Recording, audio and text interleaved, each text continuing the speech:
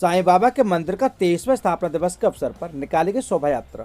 पूरा मामला प्रभु श्री रामनगर अयोध्या का, जहां पर सिविल लाइन रेलवे स्टेशन स्थित राजकीय बालिका इंटर कॉलेज के सामने कॉलोनी में स्थापित साईं बाबा के मंदिर के साईं बाबा की शोभा यात्रा बैंड बाजा व पालकी पर सवार साईं बाबा की मूर्ति और बग्घी के ऊपर साईं बाबा की प्रतिमा की आरती कर निकाली गई शोभा यात्रा, जिसमें बाबा के श्रद्धालु भक्त इस शोभा यात्रा में नाचते गाते नजर आए।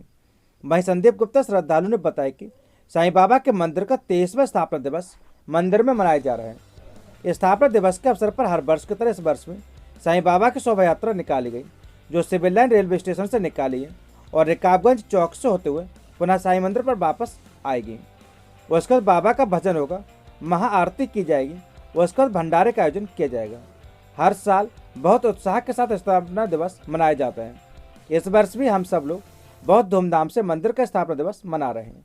सच से कनेक्शन के लिए ब्यूरो रिपोर्ट, आजम खान, अयोध्या। कार्यक्रम कहाँ से कहाँ तक? ये आज स्थापना दिवस है, हमारे मंदिर का 23वां स्थापना दिवस है और ये अभी पालकी निकाली जा रही है बाबा की शोभा यात्रा, जो कि मंदिर प्रांगण से उठाई गई है और यहाँ से ये रिकाबगंज से फिर चौक से पुनः उसी रास्ते से वापस होकर मंदिर प्रांगण में जाएगा। फिर भजन होगा बाबा का, फिर उसके बाद महाआरती की जाएगी, फिर उसके बाद भंडारे का प्रोग्राम होगा। ये हर साल बहुत खुशी से मनाया जाता है। इस साल भी हम लोग बहुत अच्छे से बहुत खुशी से मना रहे हैं। कौन सा स्थापना दिवस? 23वां स्थापना दिवस मना रहे हैं। कितना दिवसीय कार्यक्रम होता है? कार्यक्रम होता है ये 1 दिन का कार्यक्रम होगा। क्या नाम आपका? संदीप कुमार गुप्ता।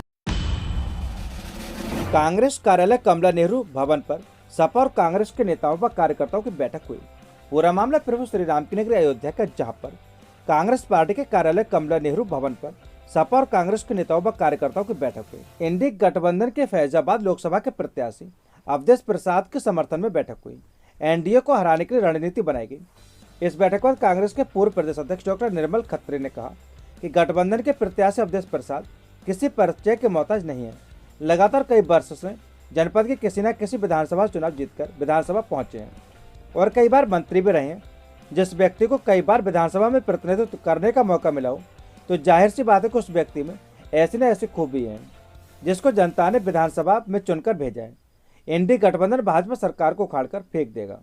वहीं गठबंधन के प्रत्याशी अवधेश प्रसाद ने बताया कि फैजाबाद लोकसभा में एनडीए गठबंधन का प्रभाव इतना है कि भाजपा अपना प्रत्याशी नहीं खोज पा रही है। राज्यसभा के चुनाव में सपा के क्रॉस वोटिंग पर उन्होंने कहा कि किसी के जाने से समाजवादी पार्टी पर फर्क नहीं पड़ता।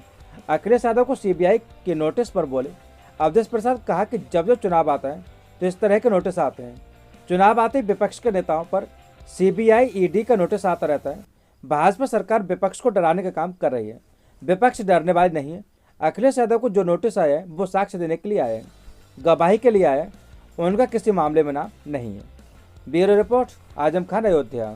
फर्क इतना पड़ गया है कि वो कैंडिडेट नहीं ढूंढ पा रहे हैं कि पीडीए के इस इंडिया पार्टी के जो प्रत्याशी अवधेश प्रसाद उतारे गए हैं, इनके मुकाबले किसको लड़ाया जाए, ये बड़े असमंजस में है। इसी से आप अंदाजा लगाएं। हमारे पर कोई समाजवादी पार्टी पर किसी के जाने का कोई असर नहीं पड़ेगा, कोई असर नहीं पड़ेगा। जब चुनाव होता है, 19 में चुनाव हुआ तो एक्स्ट्रा नोटिस आई थी।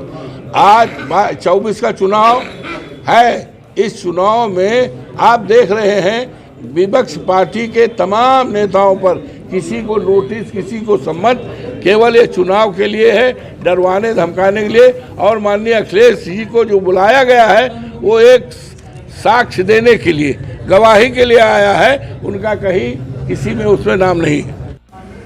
माननीय अवधेश प्रसाद जी के किसी परिचय के मोहताज नहीं है। लगातार इतने वर्षों तक, एक लंबे समय तक विधानसभा में इस जनपद के किसी न किसी क्षेत्र का प्रतिनिधित्व करने का अवसर जिस व्यक्ति को मिला हो, तो यकीनन उसमें कुछ न कुछ ऐसी खूबी होगी कि जनता ने उन्हें विधानसभा में चुन करके भेजा होगा। और निश्चित रूप से एक सामान्य परिवार में जन्मे व्यक्ति और जन सामान्य के बीच रह करके राजनीति करने वाले व्यक्ति के रूप में हम लोगों को जो प्रत्याशी मिला है, उससे हम लोग सब लोग इस बात का प्रसन्नता का बोध कर रहे हैं कि हम अपने ही बीच के एक साथी को, एक सहयोगी को, एक नेता को अपने लोकसभा भेजने की तैयारी में लग गए हैं। निश्चित रूप से पड़ेगा, मोदी सरकार को ये गठबंधन उखाड़ फेंकेगा।